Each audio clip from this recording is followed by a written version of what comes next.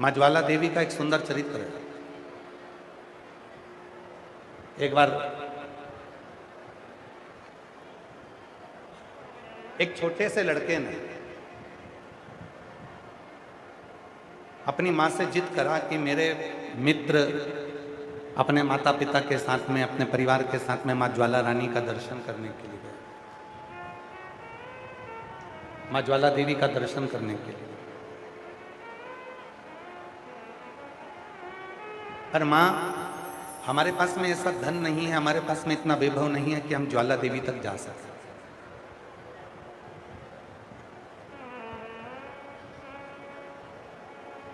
हमारे पास में इतनी दौलत नहीं है कि हम ज्वाला देवी का कोई टिकट बना सके, हम ज्वाला देवी तक जा सकें। तब एक दिन माँ ने अपने मुख से कह दिया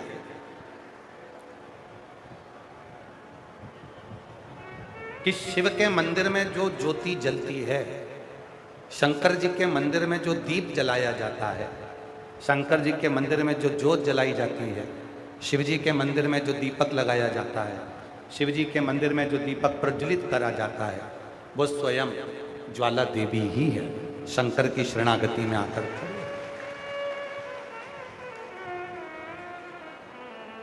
ये बच्ची का फोटो दिखाया जा रहा है और जिस किसी की भी बच्ची हो, ये पुलिस वाली मैडम के पास में बच्ची है, आप लोग इस बच्ची को देख सकते हैं और जिसकी भी हो वो यहाँ से आकर लेकर जाइएगा। बच्ची का फोटो दिखा दीजिए, एक बार वापस दिखा दो।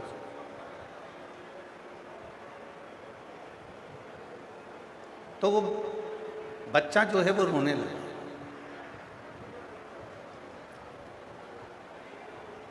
वो बच्चे की आंख में आंसू भर गए और माँ ने कह दिया कि जो शिव के मंदिर में, उस बच्चे का फोटो दिखा दो, उनसे कहना चैनल वालों से,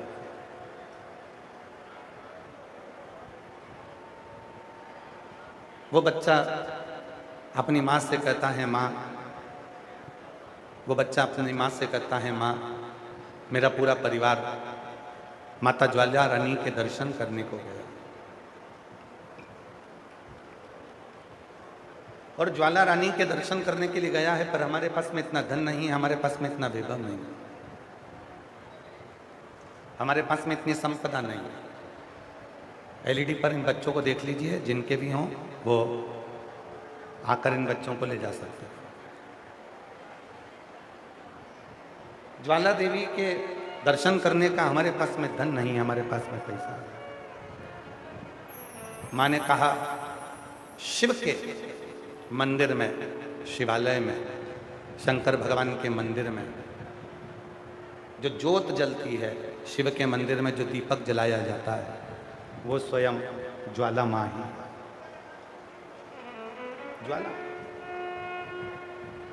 पशुपति व्रत में आप और हम पशुपति व्रत जब करते हैं, कोई मेरी जीजियाँ, कोई मेरे जीजा, कोई मेरी बेटियाँ, कोई बेटा, कोई मेरे बुजुर्ग माँ बाप जब पशुपति व्रत करते हैं, उस पशुपति व्रत में मंदिर से 5 दिए प्रज्वलित करने के बाद एक दिया लेकर हम अपने मंदिर से घर की ओर जाते हैं। पहले 5 दिए अपने मंदिर में प्रज्वलित करते हैं, फिर छठा नंबर का जो दिया है वो घर में प्रवेश करते समय सीधे हाथ की ओर, राइट हैंड की ओर बैठकर घर की ओर मुख कर कर उस छठे नंबर के दिए को प्रज्वलित किया, जलाया। वो छठे नंबर के दीपक को किस लिए? शिव महापुराण में 3 चीजें हैं। एक पाशुपत अस्त्र। पाशुपत अस्त्र वो अस्त्र जो भगवान राम जी को भगवान शिव जी ने दिया। पाशुपत अस्त्र वो अस्त्र जो भगवान शंकर ने भगवान कृष्ण को दिया। दूसरे नंबर पर है पाशुपत योग। पाशुपत योग जो स्वयं भगवान शंकर ने भगवान कृष्ण को प्रदान किया, भगवान श्री राम जी को प्रदान किया। और तीसरे नंबर पर है पशुपति व्रत।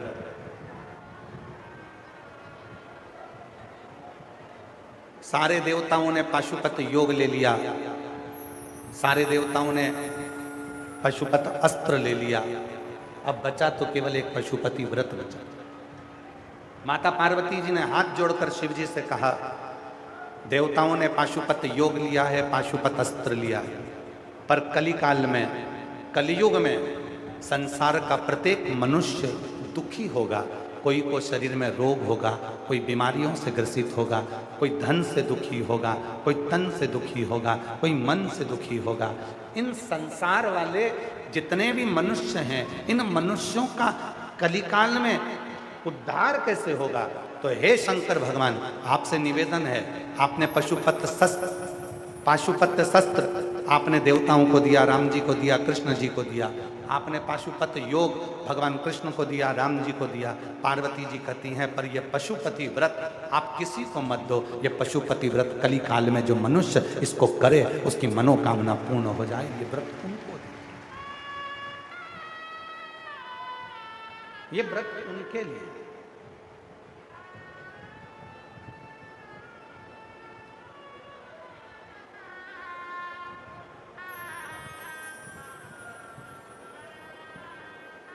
और जो पशुपति व्रत को इस कलिकाल में, कल जहां हम अग्रसेन भवन में ठहरे हैं, वहां पर इस व्यासपीठ से हमने कहा था कि जितने भी यूट्यूबर हैं, सोशल मीडिया है, प्रिंट मीडिया है, पत्रकार बंधु हैं, न्यूज़ चैनल हैं, सबसे मिलेंगे, सबका आभार व्यक्त करेंगे, मिले।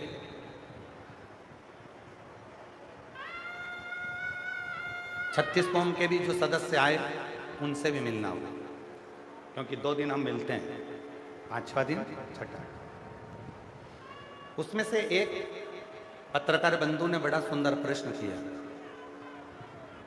कि श्री शिवाय नमस्तुभ्यम, ये मंत्र आज के समय में लोगों का कल्याण कर रहा है, इस मंत्र की प्रबलता क्यों?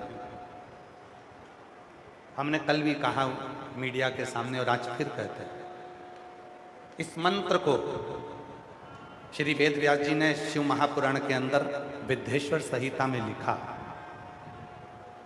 पर कली काल के लोगों ने शिव महापुराण को कपड़े में लपेटकर, कपड़े में मखमल के वस्त्र में बांधकर उन्होंने शिव पुराण को रख दिया था।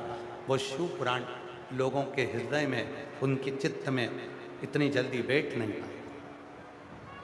पर उस शिव पुराण को जब से शिव भक्तों ने सुनना प्रारंभ करा और उनके चित्त में विद्धेश्वर संहिता का ये श्री शिवाय नमस्तुभ्यम मंत्र आया और उन्होंने गीता प्रेस गोरखपुर की शिव पुराण को पढ़ा, सुना, उनके बाद में उनके मन में आया कि एक मंत्र पृथ्वी पर ऐसा भी है, श्री शिवाय नमस्तुभ्यम, जिसको अगर नहीं भी जपे और कोई जप कर निकल रहा है तो उसके मुख का दर्शन कर कर भी व्यक्ति अपने जीवन को सार्थक कर लेगा।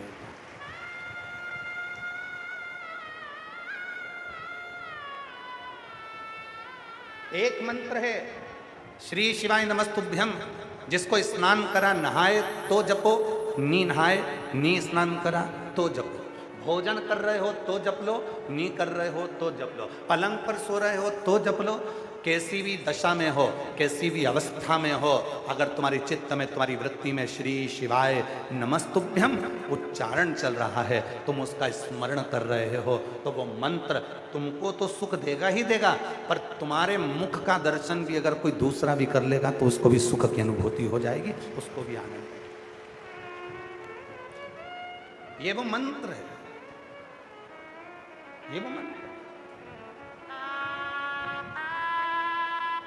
इस मंत्र की मूल है जपो और भजो। कितना अंतर है मंत्र में, जरा देखिए एक पत्र के माध्यम से।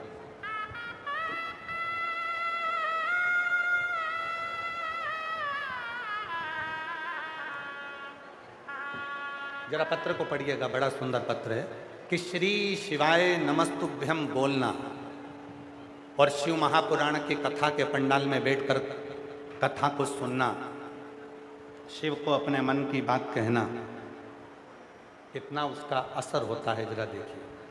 मेरा नाम अनीता है, मैं हरियाणा में हांसी जिला हिसार की रहने वाली हूँ।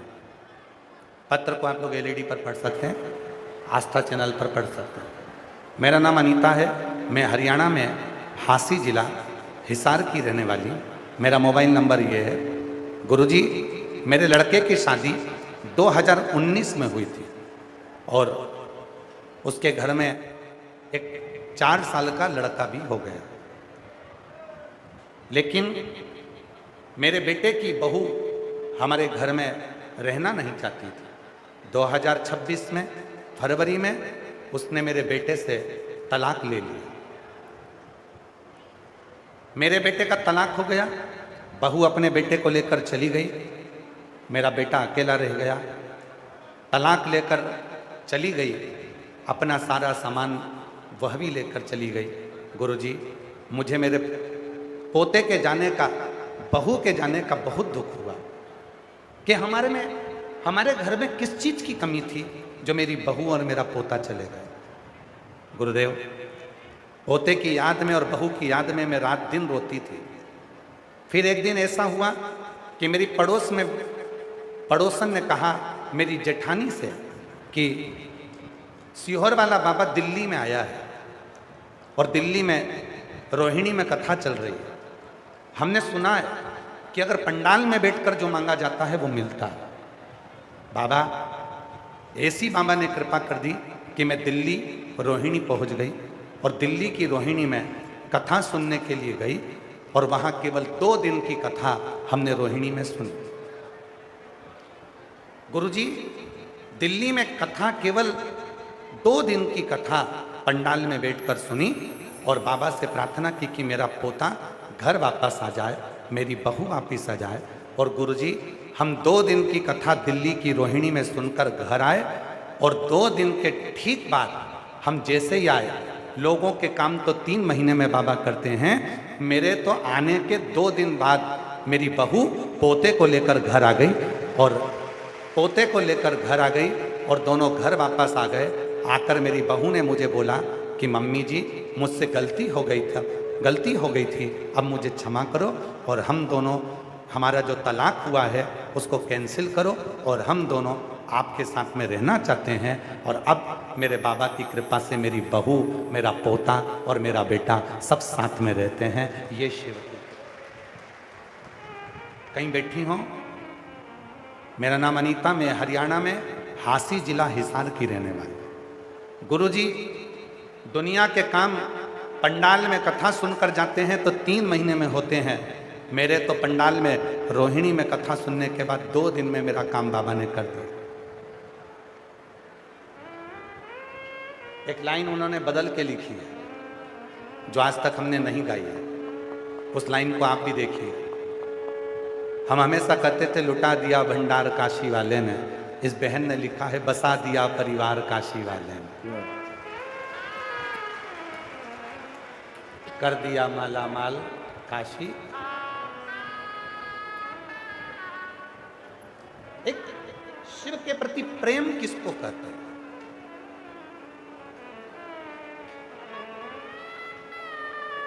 विश्वास किसको कहते हैं? भरोसा किसको कहते हैं? दृढ़ता किसको कहते हैं? वो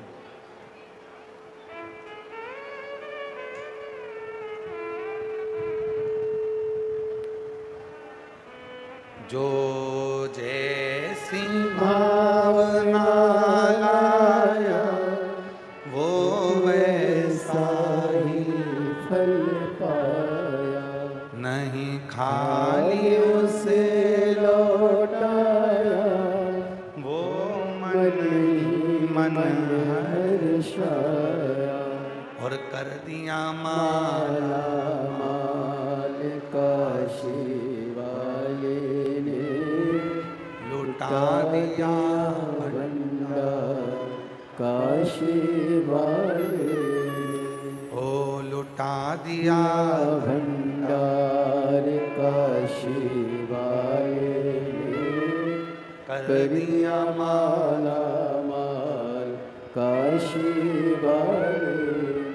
शिव करुणा कैसी करते हैं, शिव कृपा कैसी करते हैं। छोटा सा बच्चा अपनी माँ से कहता है, माँ हमारे पास इतना धन नहीं है कि हम ज्वाला माता के दर्शन कर सकें। माँ शिव की भक्त थी, माँ शंकर की उपासक थी, माँ शंकर की साधना करने वाली थी, माँ शिव का स्मरण करने वाली थी, माँ शिव को एक लोटा जल चढ़ाने वाली थी। उसने अपने विश्वास से कह दिया, बेटा सुन,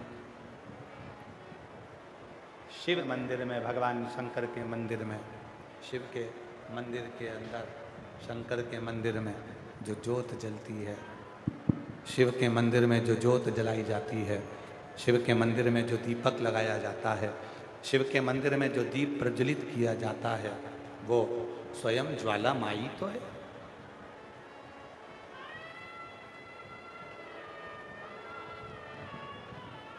कितने ज्योतिर्लिंग हैं? जम के बोलो, जम के। क्या बोलते हैं उनको? ज्योतिर्लिंग।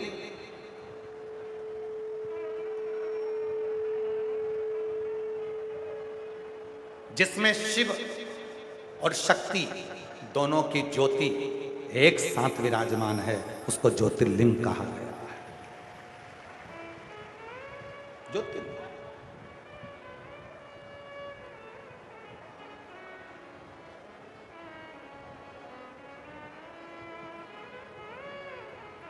शिव और शक्ति दोनों हैं। आप लोगों में से देवघर कोई गया है?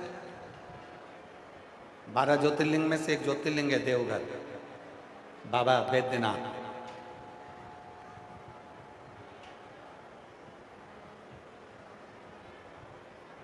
गए हैं? अगर आप लोग गए हैं तो वहां पार्वती जी की मूर्ति अलग से नहीं है, वहां मां पार्वती जी का स्वरूप अलग से नहीं है। आप भी गए हैं तो वहां पार्वती जी का स्वरूप अलग से नहीं है, वहां शंकर के शिवलिंग में ही पार्वती स्वयं विराजमान है। शिव और शक्ति दोनों।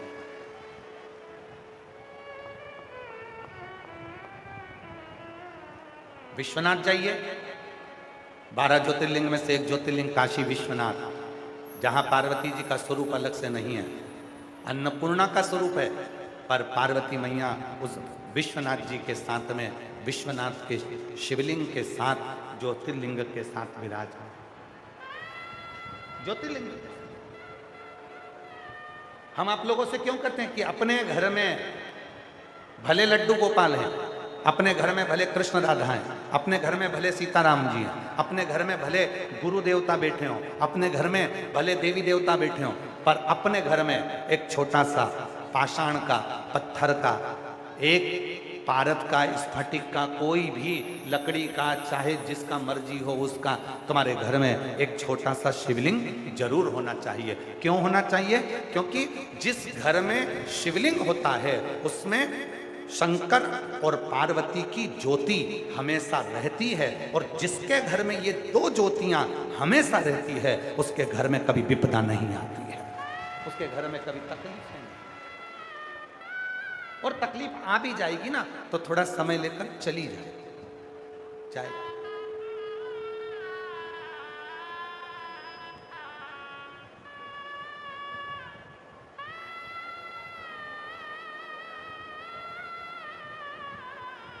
अरे नाम है तेरा तारनहार, कब तेरा दर्शन होगा, तेरी प्रतिमा इतनी सुंदर तो कितना सुंदर होगा, तू कितना सुंदर होगा। नाम है तेरा तारनहारा, कब तेरा दर्शन होगा, जिसकी प्रतिमा इतनी सुंदर वो कितना सुंदर होगा, वो कितना सुंदर होगा। माँ कहती है अपने बेटे से, तुझे ज्वाला माता के दर्शन करना है तो तुझे ज्वाला देवी जाने की जरूरत नहीं पड़ेगी। शंकर के मंदिर में जब भी कोई भक्त दीप लगाए और उस दीपक की ज्योति का दर्शन जिस दिन तूने कर लिया, उस दिन तेरे घर में ज्वाला माई स्वयं आकर खड़ी हो जाएगी। वो दर्शन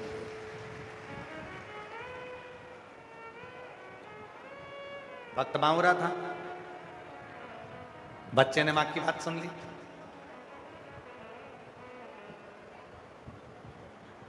और बच्चे ने मां की बात सुनकर सीधे शंकर जी के मंदिर में चला गया।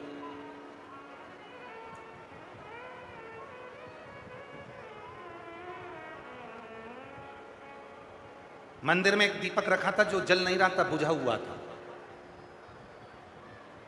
शिव के मंदिर में एक दीपक रखा हुआ था जो बुझा हुआ था, जो जल नहीं रहा था, ठंडा हो चुका था, केवल उसमें बाती थी, वो भी आधी जली हुई।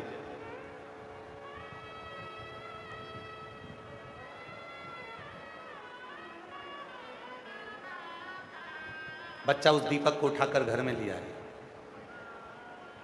मां, तू तो कहती थी कि शिव के मंदिर में जो दीप है, शिव के मंदिर में जो ज्योति है वही ज्वाला मां है, ये तो है ही नहीं।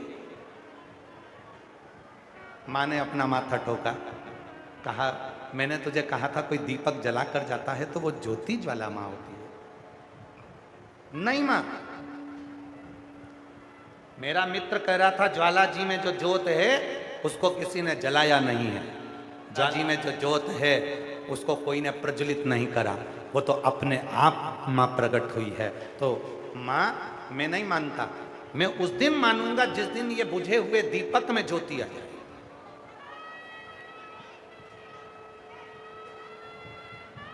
ये जो दीपक है जिसमें आधी जली हुई बाती है, जिस दिन इसमें ज्योत आएगी मैं उस दिन मान लूंगा कि मां मेरे घर में आ गई। दीपक रख दिया, मां की आंख से आंसू बहने लगे। मां दौड़कर शिव के मंदिर में एक लोटा जल चढ़ाने पहुंच गई, शिव की आराधना करने पहुंच गई। बाबा से कह दिया, बाबा मैं नहीं जानती, बच्चे के विश्वास को टूटना नहीं चाहिए, भरोसा टूटना नहीं चाहिए, आप संभाल लेना, आपको संभालना है। जैसे इस मां ने, जैसे ये मां अनीता जो हासी जिला हिसार की हैं, इन्होंने भी एक लाइन लिखी, मैं कथा सुनने आई हूं दिल्ली रोहिणी में, मैंने सुना है सियोर वाला बाबा कथा कहता है और पंडाल में बैठकर जो मांगो वो मिलता है। अब मुझे ये देखना है कि मेरी बहू तो तलाक लेकर चली गई, वो आएगी कैसे? अच्छा, लोग मांगते भी ऐसा है कि पूरी पूरी परीक्षा लेते हैं। अब जो तलाक लेकर चली गई वो कैसे आ सकती है? पर उसने कहा कि मेरी बहू पोते को लेकर तलाक लेकर चली गई, मैं मानूंगी तब, वो सियोर वाले बाबा को भी नहीं मानूंगी अगर मेरी बहू नहीं आई तो। अब तलाक लेकर चली गई, वो कहां से आएगी? पर तेरी कृपा का क्या है भरोसा, कब किस पे हो जाए, जरा सी हम पर कर दो, जरा सी हम पर कर दो। तेरी कृपा का क्या है भरोसा, कब किस पर हो जाए, जरा सी हम पर कर दो, जरा सी हम पर कर दो। जिस पर भी हो गई तेरी कृपा करुणा, वो भव पार हुआ, भव पार हुआ। इस माँ ने कह दिया कि मैं नहीं जानती, मैं तो तब मानूंगी जब मेरी बहू और पोता आए। अब जो तलाक लेकर चले गए उसको वापस लाना बहुत कठिन काम है। पर 2 दिन की कथा सुनकर गई और बाबा ने कृपा कर 2 दिन बाद तो बहू और पोता दोनों घर पहुंच गए और तलाक अपनी जगह रखा कि रखा, तलाक अपनी जगह।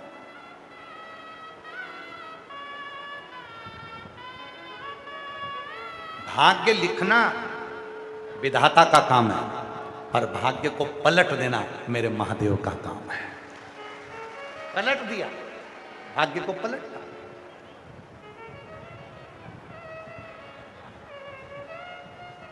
और पलटने की सामर्थ्य तक केवल उसी में।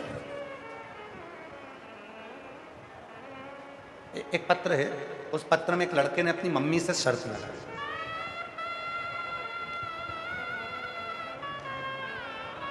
तेरी कृपा का क्या है भरोसा, कब किस पर हो जाए जरा सी हम पर कर दो। मेरा नाम मनीषा है, मेरे पति का नाम संजय राणा है। गुरुजी, मैं अराइनपुरा ग्राम जिला करनाल की निवासी हूँ। मेरा नाम मनीषा है, मेरे पति का नाम संजय राणा है। गुरुजी, मैं अराइनपुरा ग्राम जिला करनाल की निवासी हूँ। अहो भाग्य हमारे जो आप हमारे शहर घरोंडा में पधारे। गुरुदेव, मैं आपकी कथा टीवी के माध्यम से सुनती हूँ। आज तक मैं आपको कभी देखी नहीं, अभी तक मैंने आपको कभी सामने से नहीं देखा। पहली बार आप घरोंडा में आए, हमने आपका दर्शन किया। गुरुजी, शिव पुराण की कथा सुनी। गुरुदेव, मेरा लड़का करण राणा जो 12वीं पास करने के बाद, गुरुदेव, कई तैयारियां करता रहा, पर उसका सिलेक्शन के लिए वो तैयारी करता। एक दिन उसने मुझसे कहा, मां, क्या मैं इंडियन आर्मी में जा सकता हूं? क्या मेरा आर्मी में सिलेक्शन हो सकता है? मैंने अपने बेटे से कहा, क्यों नहीं होगा मां, तो जिस सियोर वाले बाबा की कथा सुनती है, तू कहती है कि मंदिर में 1 लोटा जल चढ़ाने जाया कर। अगर मैं जल चढ़ाने जाऊंगा तो क्या मेरा बाबा इंडियन आर्मी में सिलेक्शन करवा देगा? क्यों नहीं? पर वो सियोर वाला बाबा कहता है कि अपनी मेहनत को 4 गुना करना पड़ेगा। अपनी मेहनत 4 गुना करना, रात दिन एक करना, तब शहद का बेलपत्र लगाकर शिव को जाना, मिलेगा फल। आज गुरुजी, जिस बेटे ने शर्त लगाई थी, क्या मेरा बाबा मुझे दे सकता है? आज मेरे बेटे का इंडियन आर्मी में सिलेक्शन हो गया। मैं बाबा को यहाँ धन्यवाद देने के लिए आई हूँ। बेटे का फोटो भी लगा रही हूँ, मैं अपने पुत्र का फोटो भी लगा रही हूँ, जिसका इंडियन आर्मी में सिलेक्शन हो गया। गुरुदेव,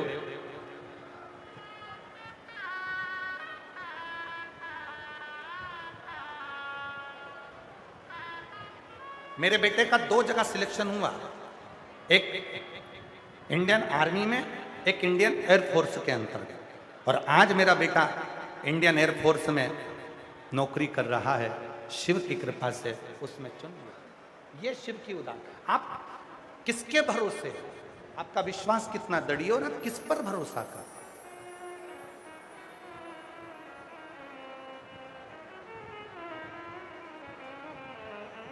संसार के लोगों पर किया गया भरोसा एक दिन टूट सकता है, पर शिव पर किया गया भरोसा कभी टूटने वाला नहीं। 2 शब्द हैं,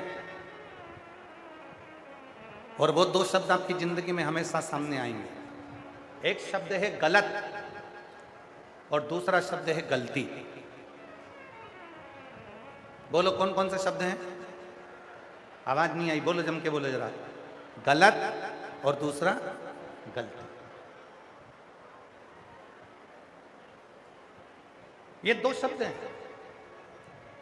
मेरे ओ घरदानी, मेरे शंकर भगवान, मेरे त्रिलोकी के नाथ, मेरे त्रिकालदर्शी, कैलाशी, अविनाशी। गलती करने वालों को क्षमा कर देते हैं, पर गलत करने वाले को कभी क्षमा नहीं करते।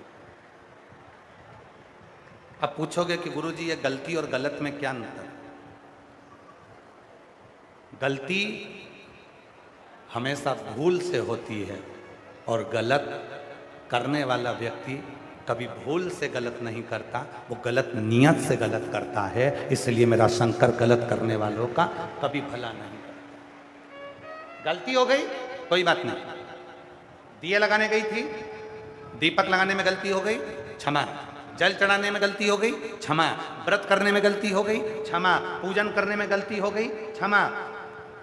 13 जून को पुरुषोत्तम मास की जो शिवरात्रि, और शाम को 7 बजे आप और हम सभी ऑनलाइन आस्था चैनल पर, यूट्यूब पर, फेसबुक पर ऑनलाइन अपने घर में पार्थिव शिवलिंग की पूजन करेंगे। सब अपने अपने घर में पूजन करेंगे। एक जगह पर बैठकर हम पूजन करेंगे, वो सबका दर्शन कराएंगे। और 5 चीजें आपको पहले बता चुके हैं, जो चढ़ाने वाली चीजें हैं वो भी बता दी है, और पूजन की सामग्री की लिस्ट भी तुम्हें टीवी के माध्यम से मिल जाए, सोशल मीडिया के माध्यम से मिल जाए। अब कई माताएं कहती है, गुरुजी आप जब पूजन कराते हो, कई बार मंत्र जल्दी जल्दी हो जाते हैं, तो हम चढ़ाने वाला सामान थोड़ा धीमे चढ़ा पाते हैं। कई बार हम ये सामान चढ़ा ही नहीं पाते, कई बार हमारा सामान हम भगवान को चढ़ा ही नहीं पाते, तो क्या हमसे गलती हो गई? ध्यान देना, गलती अगर होती है तो शिव क्षमा करते, गलत को शिव क्षमा नहीं करते, गलती को शिव क्षमा करते। गलती भूल से होती है और गलत गलत नियत से होता है। जब हम गलत नियत से किसी का गलत करते हैं तो मेरा देव अधिदेव महादेव कभी माफ नहीं करता, उसका तो भोग तुमको भोगना ही पड़ता, उसका भोग तो तुम्हें भोगना पड़ेगा।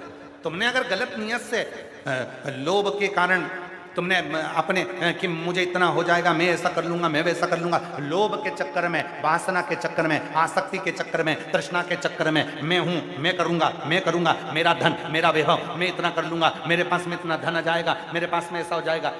जब व्यक्ति गलत नियत से कुछ करता है तो मेरा शंकर कभी उसका साथ नहीं देता, और गलत नियत से करने वाला व्यक्ति जब गलत करता है तो एक ना एक दिन उसकी ऐसी दशा होती है कि मरते दम तक वो ये भूल नहीं पाता कि मैंने जिंदगी में ये बहुत बड़ा गलत काम कर दिया है।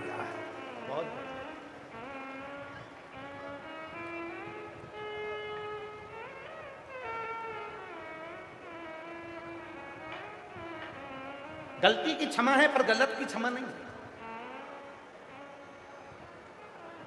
कितना सुंदर कहा है शिव महापुराण में। देवऋषि नारद तो तप करे थे, देवऋषि नारद ने तो तप किया था, देवऋषि नारद ने तो कामदेव पर विजय प्राप्त करी थी, और देवऋषि नारद कामदेव पर विजय प्राप्त कर सीधे शंकर जी के पास पहुंच गए, और शंकर जी से जाकर देवऋषि नारद ने कहा कि मैंने कामदेव को जीत लिया और तुम कामदेव को नहीं जीत पाए। अब देवऋषि नारद को कौन समझाए कि शंकर भगवान कामदेव को देखकर अपने नेत्र को खोल दिए। शंकर भगवान ने कामदेव पर विजय प्राप्त नहीं करी, उन्होंने अपने नेत्र को खोला।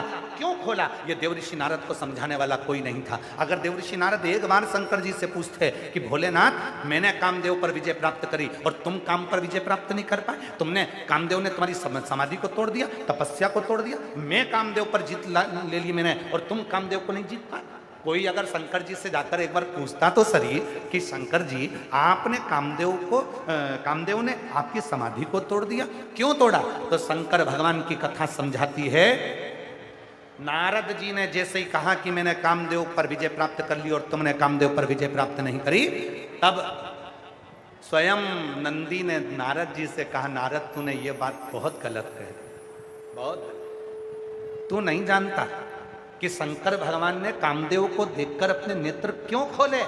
क्योंकि शंकर भगवान है सती के पति और कामदेव है रति के पति। सती और रति ये दो सगी बहन हैं। माता सती ने अपने पति से वचन लिया था, जब मेरे रिश्तेदार आए तो उनका आदर करना।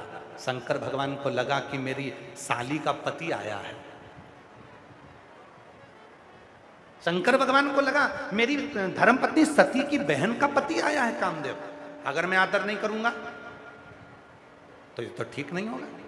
शिव जी ने अपना नेत्र खोल दिया, कामदेव को लगा कि मैंने शंकर जी को हरा दिया, और शिव जी ने अपना संबंध निभाया, शिव ने अपना रिश्ता निभाया, शिव ने संबंध निभाया। पर नारद जी माने नहीं। नारद जी ने शंकर भगवान से कहा मैंने कामदेव को जीत लिया, आप कामदेव को नहीं जीत पाए। अगर जीत भी गए थे तो ये कहने की जरूरत क्या थी कि तुम नहीं जीत पाए? शंकर भगवान प्रसन्न हो गए, बारे बार नारद जी तुमने कामदेव को जीता। शिव जी ने गले में से रुद्राक्ष की माला निकाली और तुरंत देवऋषि नारद को पहना दी। धन्यवाद। नारद जी माला पहने, शंकर जी ने कहा बैठो नारद जी। नारद जी कहने लगे मैं बैठने नहीं आया हूं। तब भगवान शंकर ने हाथ जोड़कर देवऋषि नारद को प्रणाम कर कर कहा, नारद तुम जा रहे हो? हाँ, पर एक बात याद रखना, जो तुमने मुझसे कहा ये बात तुम भगवान विष्णु से मत कहना। नारद जी को लगा कि मैं अपनी प्रशंसा नहीं करूं, इनको तो मुझसे जलन हो रही है, ईर्ष्या हो रही है। नारद जी बाहर निकले, गले में से रुद्राक्ष की माला निकालकर जमीन पर फेंक दी। नंदी ने वो माला उठा ली और शिव जी के पास लेकर नंदी गए। रुद्राक्ष की माला को जैसी नंदी ने उठाई, शंकर जी के पास में लेकर गए। भोलेनाथ जी ने देखा, नंदी ये मेरे गले की माला तो मैंने नारद को दी थी, फिर ये माला तेरे पास कैसे आ गया? नंदी ने कहा, बाबा ये माला नारद जी जमीन पर फेंक गए थे। ओ ला मेरी माला मुझको दे दे, ये माला मुझे दे दे। शिव जी ने माला हाथ में ली, नंदी के सामने साक्षी कर दी, सुन नंदी, संसार का मनुष्य, देवता, गंधर्व, अप्सरा, किन्नर, नाग, पशु, पक्षी, संसार का कोई भी मनुष्य जब तक उसके गले में रुद्राक्ष रहेगा तब तक शंकर उससे कदम से कदम मिलाकर उसको मंजिल तक पहुंचा देगा। ये रुद्राक्ष उसको मंजिल तक दे देगा। बड़ी खुशी होती है जिनके गले में लाल धागे में पड़ा हुआ एक रुद्राक्ष होता है। सीहोर का रुद्राक्ष जब उसके गले में पड़ा हुआ होता है लाल धागे में तो बड़ी खुशी होती है।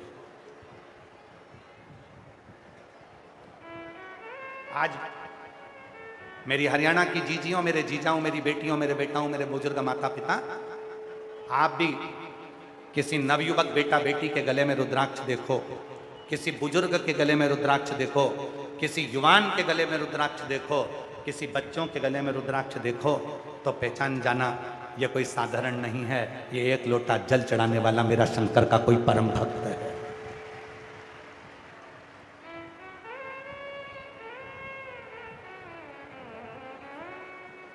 और हम आज पूरे भारत ही नहीं देश और विदेश के शिव भक्त भी इस कथा को सुन रहे हैं। हम धन्यवाद देते हैं आज के समय के जो कलाकार हैं, कुछ कुछ सीरियल, कुछ कुछ फिल्मों का निर्माण कर रहे हैं, उनको भी धन्यवाद देते हैं कि वो अपने गले में एक रुद्राक्ष पहनते हैं और पहने हुए रुद्राक्ष को जनमानस में प्रेषित करते हैं कि रुद्राक्ष का फल किया। एक रुद्राक्ष, और जब तक वो रुद्राक्ष आपके पास में है आपकी जिंदगी में वो सफलता ही देगा, सुख ही देगा, आनंद ही देगा। रुद्राक्ष की माला फेंक कर देवऋषि नारद चले गए। भगवान विष्णु के यहां पहुंच गए। श्रीमन नारायण, श्रीमन नारायण। भगवान विष्णु ने देखा देवऋषि नारद जी आए, प्रणाम किया। नारद जी आइए, बैठिए। नारद जी बैठे। शिव जी के घर पर नारद जी नहीं बैठे थे, नारद जी बैठे। नारद जी को क्या चाहिए था? तुम देवऋषि हो, तुम संत हो, तुम साधु हो, तुम सन्यासी हो, तुम तपस्वी हो, तुम साधक हो, तुम उपासक हो। एक बड़े जो बहुत बड़ा संत होता है, साधु होता है, सन्यासी होता है, तपस्वी होता है, साधक होता है, उपासक होता है, सबसे पहले उसका एक लक्षण होना चाहिए कि उसमें गरीब और अमीर के भेद को मिटा देना चाहिए। मैं माननीय स्पीकर महोदय यहाँ बैठे हैं, हम अपनी व्यासपीठ से महाराज जी कभी भी किसी की भी तारीफ नहीं करते, पर आज ये व्यासपीठ आपको देखकर खुश होती है कि इतना बड़ा हरियाणा के स्पीकर महोदय का पद आपके पास में होने के बाद भी आप जब परसों आए थे तो सारे भक्तों के साथ उनकी भीड़ में जाकर बैठे थे और आज भी उनके साथ में बैठे। हम आपको उसके लिए साधुता देते, हम उसके लिए आपको साधुता देते। एक बार माननीय श्री हरिवंश कल्याण जी के लिए एक बार जोरदार ताली बजाकर साधु, आपको उस चीज के लिए साधुता देते जहां गरीब और अमीर का भेद मिट जाए, जहां छोटे और बड़े का भेद मिट जाए, तो समझना कि जिंदगी का सबसे सुंदर आनंद प्राप्त हुआ है, श्रेष्ठ व्यक्ति का संग प्राप्त हुआ। आज के जमाने में बड़े बड़े लोग, केवल इंसान ही नहीं, बड़े बड़े संत भी, गुरु भी सेलिब्रिटियों को बुलाने में लगे हुए हैं। अच्छे अच्छे लोगों को अपने पास आना चाहिए, धनपति आना चाहिए, करोड़पति आना चाहिए, खूब खूब धनवान आना चाहिए, जिसकी खूब खूब पहचान हो वो आना चाहिए, कोई हीरो हीरोइन आना चाहिए, कोई ये आए, कोई वो। आज के ज़माने में लोग उनको बुलाने में लगे। पर तभी मौका मिल जाए। जिंदगी का सबसे बड़ा सुख याद रखना, आप जितने बड़े ओहदे पर पहुंच जाओ, उतने बड़े ओहदे पर पहुंचने के बाद गरीब और अमीर तुम्हें एक जैसे लगने लगे तो समझ लेना कि जिंदगी का सुख तुम्हारे साथ। जिंदगी का सुख सब बराबर, सब सम, सब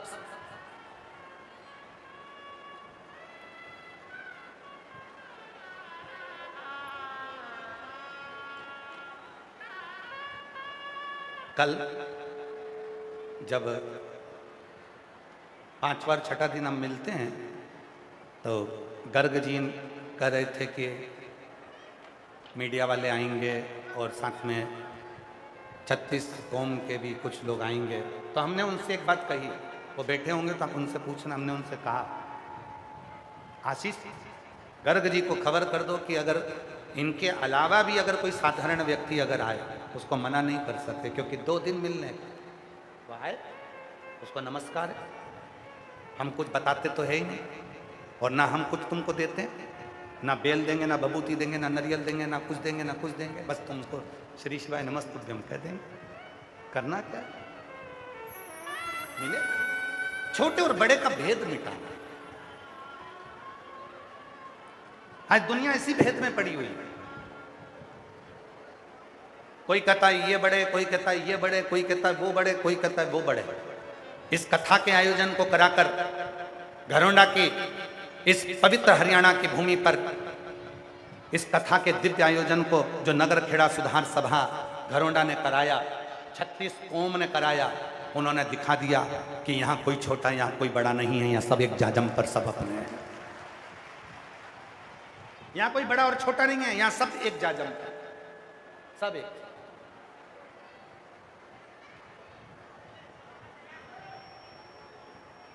जो जैसी भावना, बोलो बोलो बोलो, सब बोलो, वो वैसा फल पाया और नहीं खाली से लौटाया, वो मन ही मन हर्षाया और कर दिया माल माला माल काशी वाले ने लुटा दिया भंडार काशी वाले ने। आज दुनिया के लोगों में ये भाव समता का होना चाहिए। ब्राह्मण, क्षत्रिय, वैश्य और शूद्र चारों, हमारे यहाँ ये नहीं कि ये बड़ा, चारों श्रेष्ठ। ये जो पोथी रखी है ये 4 पाए पर रखी है। हम बैठे हैं ये 4 पाए पर बैठे हैं। ब्राह्मण भी है, क्षत्रिय भी है, वैश्य भी है, शूद्र भी है। ये 4 चौकी के 4 पाए हैं जिस पर ये शिवपुराण रखी है। उसी तरह सब बराबर, सबकी समता, सबका सम्मान, सबका आदर है, सबको प्रणाम। सबको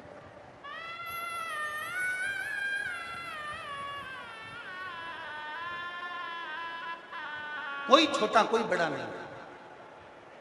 मन के भेद को मिटाओ और सब एक हो जाओ, सब एक। देवऋषि नारद के मन में आया, उन्होंने भगवान विष्णु के पास में जाकर बैठ गए। भगवान नारायण ने उनको स्थान दिया, बैठे। शंकर जी क्या नहीं बैठे? भगवान नारायण ने उनको माला पहनाई, उन्होंने पहनी, फेंकी नहीं। शिव जी ने रुद्राक्ष की माला पहनाई तो फेंक दी।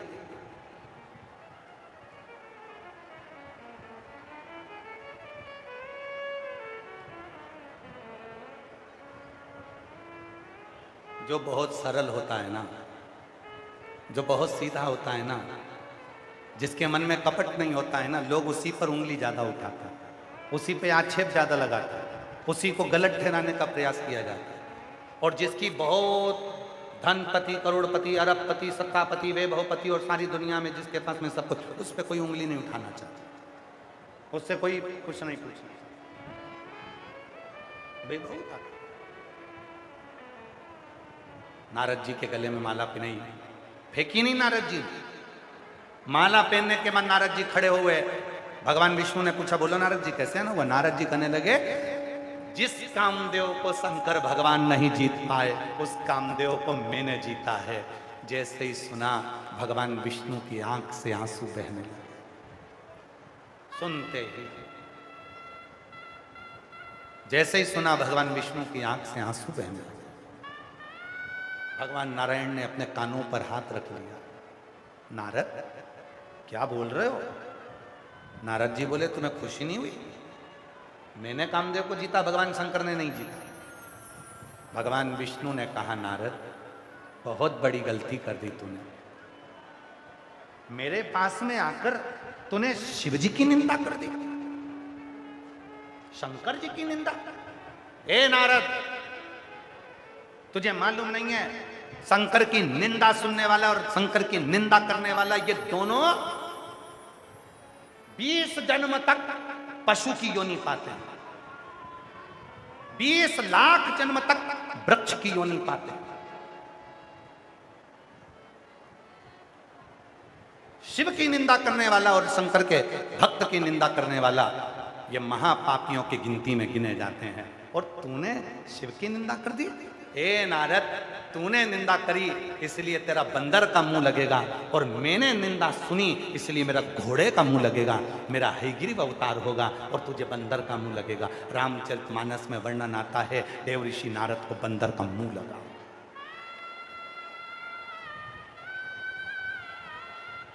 विष्णु पुराण में वर्णन आता है भगवान विष्णु को घोड़े का मुंह लगा, केवल निंदा से।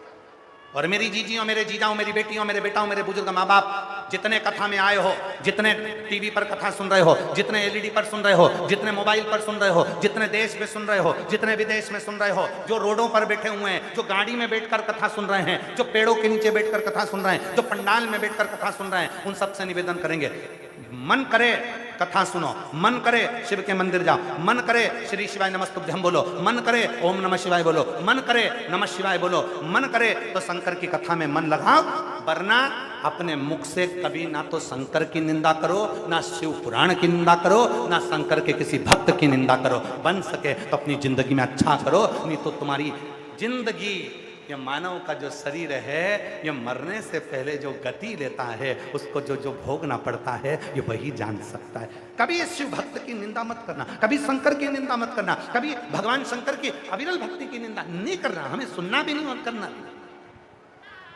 लोग आएंगे तुम्हारे पास में, बहुत सारे लोग आके पूछेंगे बताओ यहाँ व्यवस्था कैसी चल रही है, वो पूछेंगे यहाँ क्या चल रहा है। आप सबको मालूम है कि शिव महापुराण की कथा में कितनी भी व्यवस्था कर लो, चाहे कालीन बिछा लो, चाहे सोफे बिछा लो, चाहे कुर्सी बिछा लो, शिव पुराण की कथा में कुछ नहीं चलता। शिव पुराण की कथा में तो केवल डमरू और त्रिशूल ही चलता है, केवल डमरू चलता है। शिव पुराण की कथा में कितनी भी व्यवस्था कर लो, तुम दुनिया के सारे कालीन बिछा लो, दुनिया का सारा टेंट लगा लो, दुनिया के सारे पंडाल बना दो, कितनी भी छांव कर दो, उसके बाद भी शिव पुराण की कथा में 1-2 दिन ऐसे आते हैं जिसमें हजारों टेंट लगाओ तो भी वो टेंट के बाहर लोग बैठेंगे ही बैठेंगे, क्योंकि वो शिव की कथा।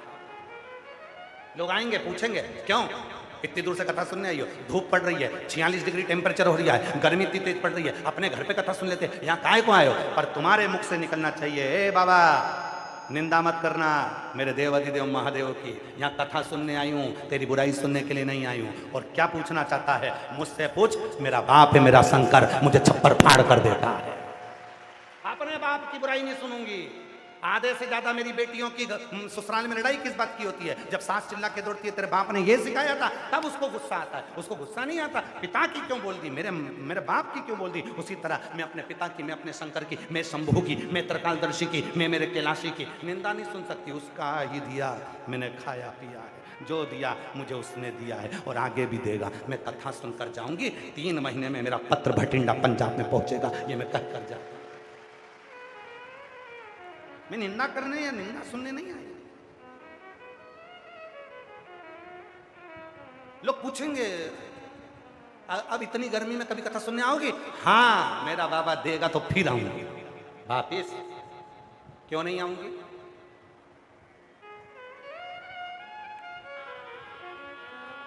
वो मेरा शिव है, वो मेरा शंभु है, वो मेरा त्रिकालदर्शी है, वो मेरा कैलाशी है, वो मेरा अविनाशी है, क्यों ना देगा। महाराज ऐसे दयालु नाथ से रिश्ता बनाए, ऐसे दयालु नाथ से रिश्ता बनाइए, मिलता रहेगा आपको जो कुछ भी चाहिए, मिलता रहेगा आपको जो कुछ भी चाहिए। ऐसा करिश्मा होगा जो हुआ कभी नहीं, ऐसा करिश्मा होगा जो हुआ कभी नहीं। मांगा है भोलेनाथ से वरदान एक ही। आप भी बोलो कौन सा वरदान चाहिए? मांगा है भोलेनाथ से वरदान एक ही। तेरी कृपा बनी रहे जब तक है जिंदगी, तेरी कृपा बनी रहे जब तक है जिंदगी। आज कथा का छठा दिन है, शिवरात्रि है।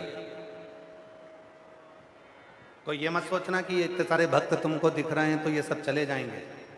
मंडी वालों तैयारी कर कर रखो, ये पूरी रात यहीं रहने वाले हैं।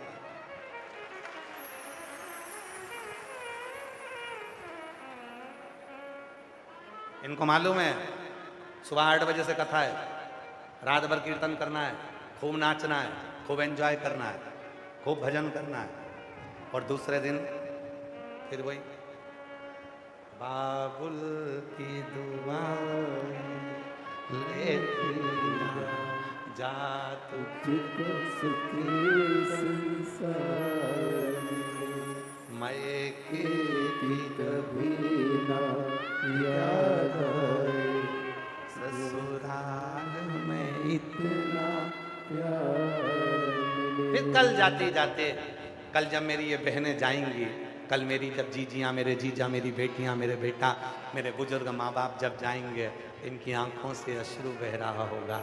बाबा 7 दिन तेरे से मिलना हुआ, पिताजी, बाबू, हे बाबू, बड़ी करुणा करी, इस बेटी की झोली में खुशियाँ देना, फिर वापिस हमारे धरोंडा में आना भोलेनाथ, फिर ऐसी कृपा करना कि तेरी बेटी तुझे फिर मिले। ऐसी से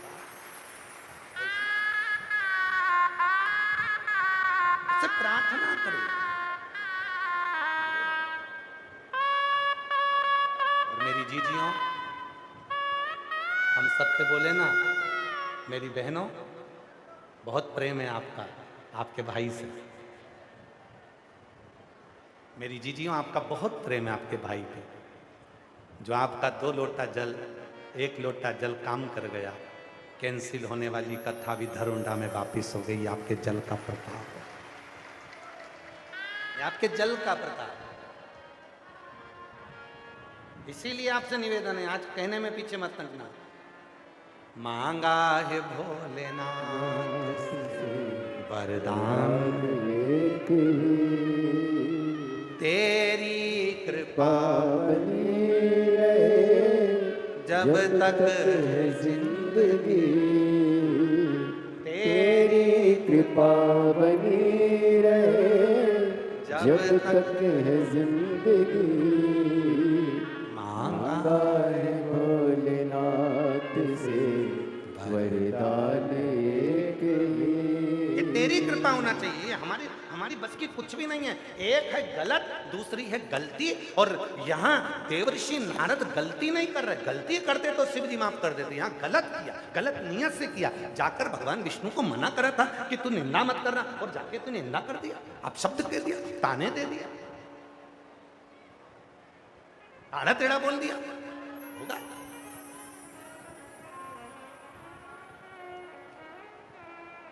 अच्छा करो, अच्छा मिल, एक पत्र है, अच्छा है।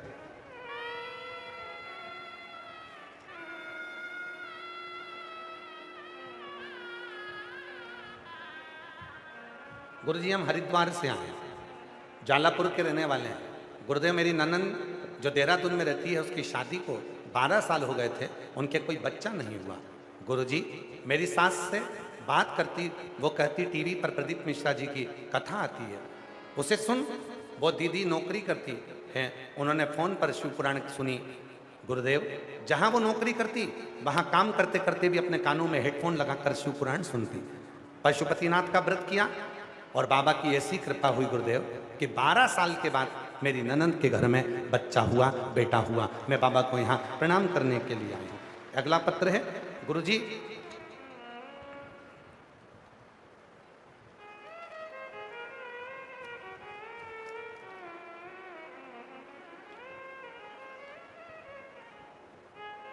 मैं अंजना जिला यमुनानगर, गांव जयरामपुर से हूँ। गुरुदेव, शिव की भक्ति का बखान कैसे करूं? जब से हमने कथा सुनी, जिनके पत्र पढ़े जा रहे हैं अगर वो आए हों तो आ सकते हैं। मेरा नाम अंजना है, मैं जिला यमुनानगर, गांव जयरामपुर से हूँ। गुरुदेव, शिव भक्ति का बखान कैसे करूं? जब से हमने कथा सुनी गुरुजी, और 1 लोटे जल का उपाय आपने जो बताया और हमने किया। मेरे पति की गर्दन में 30 साल से गठान थी, 30 साल से गठान थी, वह ठीक नहीं हो रही थी। डॉक्टरों ने ऑपरेशन का कह दिया था। हम ऑपरेशन कराना नहीं चाह रहे थे, क्योंकि डॉक्टर के हिसाब से वो गठान निकालकर जांच के लिए भेजना था। हम उसको ऑपरेशन नहीं कराना चाहते थे। तब करें तो करें क्या? अब हमने आपकी कथा सुनी और शिव जी के मंदिर में जाना प्रारंभ करा। डॉक्टर का इलाज भी कराते रहे। शंकर के मंदिर में जाकर 1 लोटा जल चढ़ाते, पानी चढ़ा हुआ मेरे पति को नंदी के पास बैठकर पिला देती, उसी पानी को मेरे पति के गले में लगा देती। बाबा ने ऐसी कृपा कर दी गुरुदेव कि बाबा की कृपा से ऑपरेशन की जरूरत नहीं पड़ी, और मेरे पति के गले की गठान जो 30 साल से थी वो पूरी की पूरी गल गई। मैं बाबा को यहाँ प्रणाम करने के लिए आई, शिव को नमन करने के लिए। बाबा को अपने दिल की बात, अपने मन की बात, अपने चित्त की बात, अपने हृदय की बात जब हम कहते हैं तो शिव स्वीकार करता है।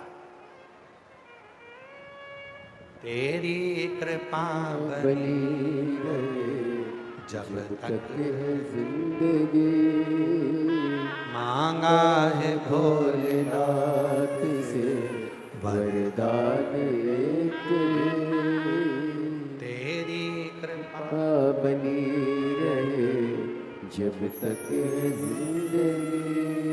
उसे मांगो ही है। हमारा जीवन है जब तक तेरा, अटकने मत देना, किसी के आगे हाथ मत फैलाने देना, किसी के दरवाजे पर जाकर हमें को बिठाना मत ही। तू कृपा करना, पलंग पर पटकना मत ही।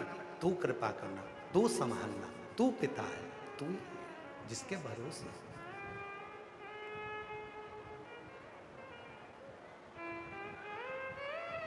जिसके भरोसे होंगे वो तू ही तो है। बाबा को अपने मन का बात कहेंगे और हृदय से प्रार्थना करें। जहाँ जहाँ जगह मिले वहाँ बैठकर बाबा को अपने भाव कहिए, प्रार्थना करिए, विनय करिए।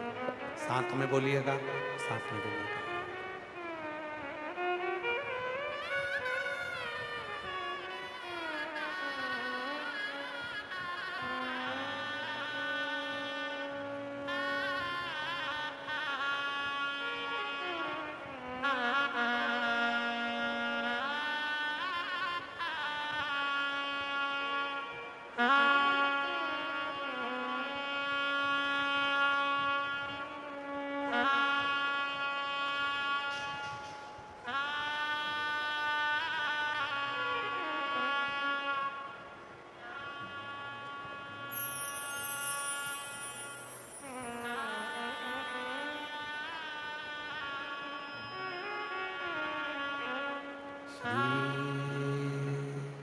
शिवाय नमस्तुभ्यं।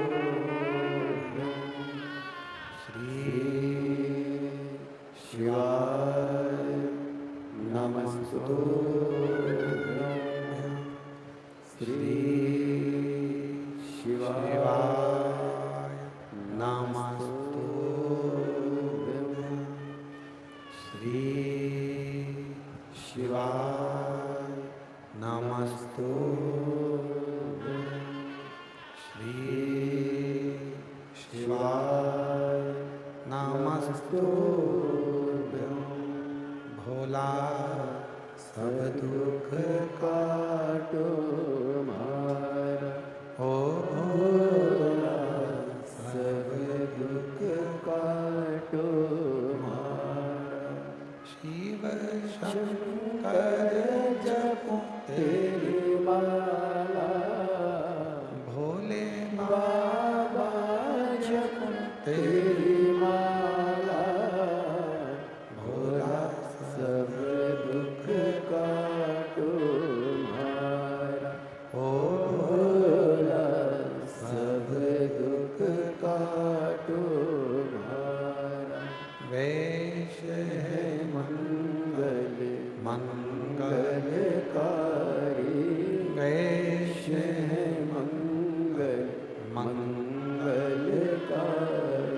शमशान वासी हमारा, शमशान वासी हमारा, भोला सब दुख काटो मारा, भोला सब दुख का